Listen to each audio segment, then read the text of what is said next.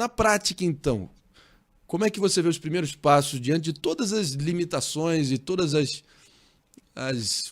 os meandros institucionais que já estão colocados em prática hoje em dia no nosso Brasil e no mundo, no sistema capitalista, com todos os seus excessos? Qualquer engenho humano também está fadado a ter excessos e falhas, seja no sistema comunista ou seja no sistema capitalista.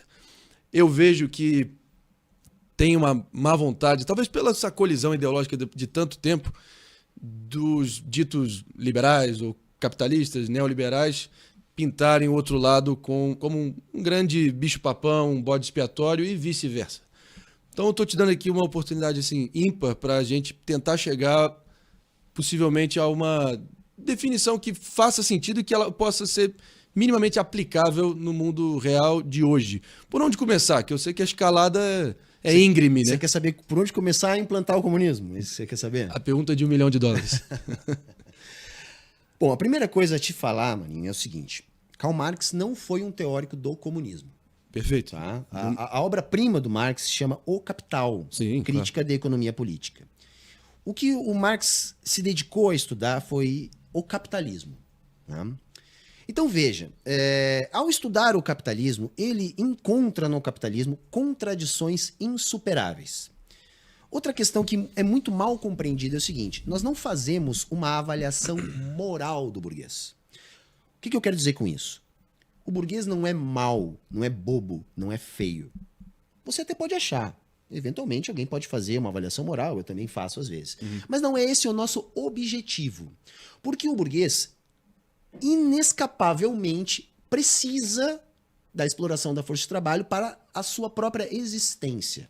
Então, por mais bonzinho que ele seja, uma vez que ele está inserido nessa lógica, ele vai explorar a força de trabalho. E isso não é uma questão dele ser bom ou mal, é uma imposição do capitalismo, dessas relações de produção. No comunismo, o que a gente pode vislumbrar? Nós não teremos os problemas do capitalismo. Isso não significa dizer que nós não teremos problemas. Qual é o problema mais gritante e flagrante que você acha que seria sanado de cara uma vez implantando o dito comunismo? Bom, primeiro que assim, o comunismo ele é uma proposta de superação das relações capitalistas de produção. E Marx e Engels, eles desenvolvem o materialismo histórico e dialético. E o que é a base do materialismo? Nós não podemos idealizar, nós temos que avaliar a realidade material. O comunismo não existe, nem nunca existiu. De modo que nós não temos uma fórmula de bolo para dizer exatamente como ele vai ser. A única coisa que a gente tem são algumas premissas, que é a superação da lógica do capitalismo. Tá? Então, assim, o que a gente tem de mais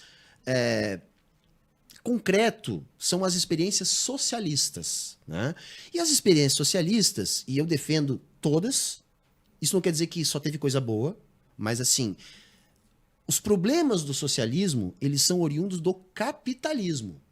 Porque o socialismo, ele é uma transição, ele é um processo. Porque você não consegue sair desse mundo que a gente está e simplesmente abolir a propriedade privada com uma varinha de condão e estabelecer um novo mundo. Não, nós temos que construir as bases para isso. Se você perguntasse para qualquer pessoa na Idade Média como é que seria o capitalismo, essa pessoa não teria condições de responder. Porque seria algo que não existe. Se a gente começar a divagar aqui sobre como será a vida no comunismo, eu vou estar errado e é uma discussão inócua. Né? O que a gente tem que começar por passo 1 é agitação e propaganda. Porque a partir da agitação e propaganda, a gente vai ajudar no processo de conscientização da classe trabalhadora.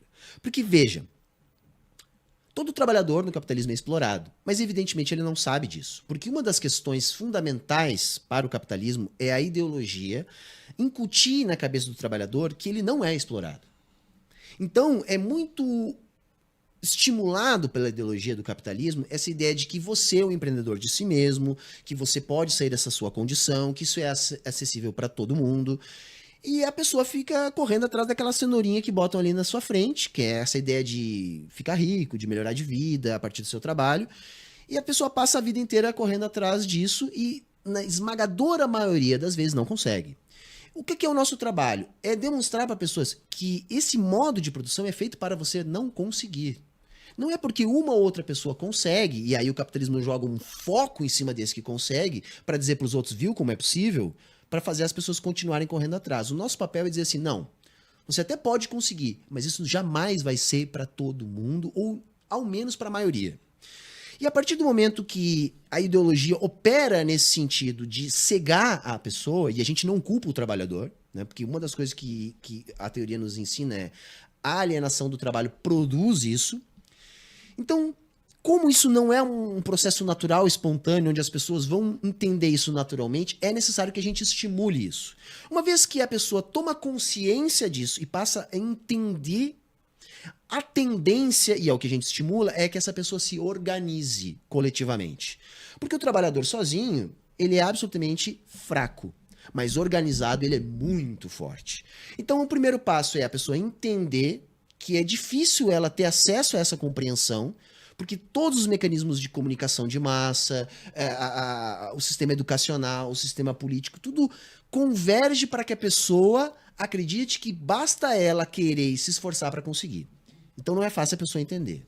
Então o nosso papel é fazer a pessoa entender. Uma vez que a pessoa entendeu, o próximo passo é se organizar. Se organizar coletivamente, se organizar em algum coletivo anticapitalista e começar a lutar. Então assim, eu não sei quando que a gente vai passar por um processo revolucionário e vai conseguir ter uma revolução socialista no Brasil. Mas eu tenho convicção que isso vai acontecer. Por quê?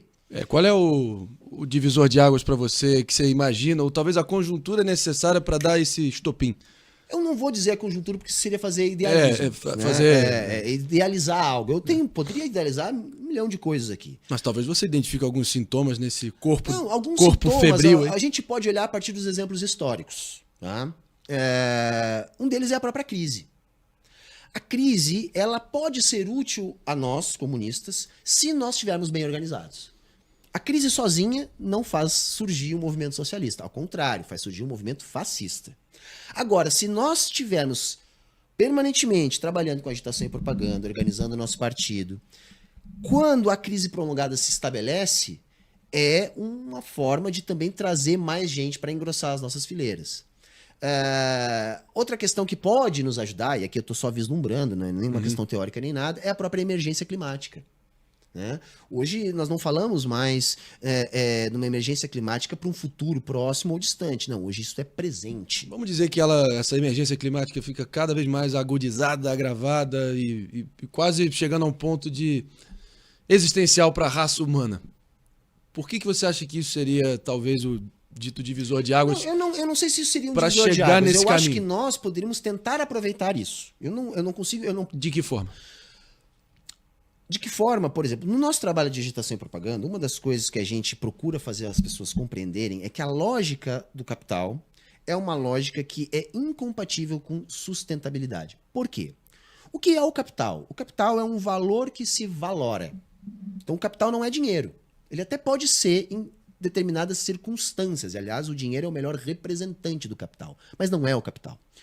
O capital, portanto, ele é dinâmico, ele é um valor que cresce. Ora, Marinho, qualquer pessoa que tenha, mesmo que seja um pequeno negócio, você aqui no seu podcast, Sim. os Flows, né, toda a rede de podcast do Flow, o que o pequeno empreendedor, para usar uma linguagem liberal aqui, quer? Ele quer vender mais amanhã do que vendeu hoje. Se você tem um podcast, você quer ter mais audiência amanhã do que você tem hoje. E essa é uma lógica universal no capitalismo. Portanto, é absolutamente inócuo para o meio ambiente eu substituir o meu canudinho de plástico por um canudinho de metal. Por quê? Porque para que o capitalismo continue funcionando, a produção e o consumo amanhã necessariamente tem que ser maior do que hoje. Necessariamente. Agora nós temos uma contradição insuperável aí. Porque toda a produção, ela depende daquilo que é extraído da natureza. Então veja qual é a lógica do capitalismo. Nós temos uma lógica que requer um crescimento infinito diante de uma realidade material finita. Então é lógico que isso é incompatível com sustentabilidade ambiental. Porque o capitalismo, para continuar existindo, as economias têm que crescer. Por exemplo, Marinho, o que os economistas avaliam, entre outras coisas, mas talvez uma das principais que eles avaliam, para compreender a saúde financeira de um país ou região? É o PIB. O que é o PIB? O PIB é o Produto Interno Bruto. E ele é um fluxo de mercadorias. Para um país estar saudável economicamente, o PIB tem que crescer. O que isso significa? Que a produção tem que ser a cada ano maior.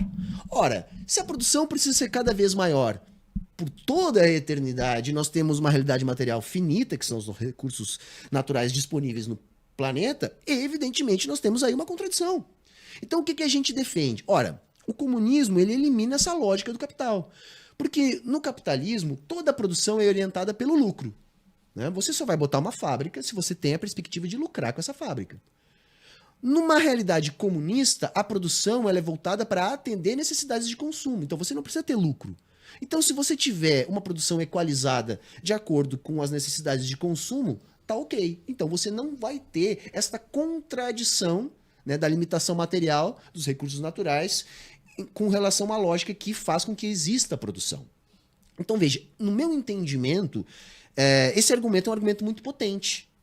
De modo que é isso que eu tento espalhar a palavra, né, para que as pessoas compreendam. E por aí vai. A gente vai tentando encontrar brechas. Né? O que o Lenin nos ensinou?